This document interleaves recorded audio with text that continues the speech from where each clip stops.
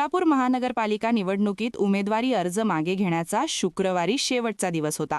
उमेदवारी माघारी घेण्यासाठी इच्छुक नगरसेवकांनी लॉबिंग केली होती. अनेक प्रभागातून अपक्ष उमेदवारांनी अर्ज माघारी घेत पक्षाच्या उमेदवारांना पाठिंबा दिला आहे. प्रभाग 3 मध्ये बाबूराव जगताप यांनी अपक्ष उमेदवारी अर्ज भरून भाजपा आणि एकनाथ शिंदे पक्षाच्या घाम फोडले आहे.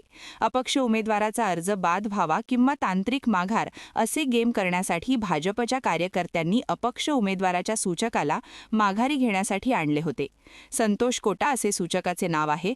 भाजप उमेदवार राजकुमार पाटील यांनी सुरुवातीला अपक्ष उमेदवाराचे सूचक संतोष कोटा यांची मनधरणी करण्याचा प्रयत्न केला.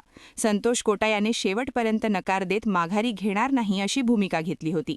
यावरून निवडणूक अधिकारी कार्यालयाबाहेर मोठा गोंधळ निर्माण झाला होता. बंधुप्रेम न्यूज चॅनलला लाईक, सबस्क्राईब व बेल आयकॉन दाबायला विसरू नका. धन्यवाद.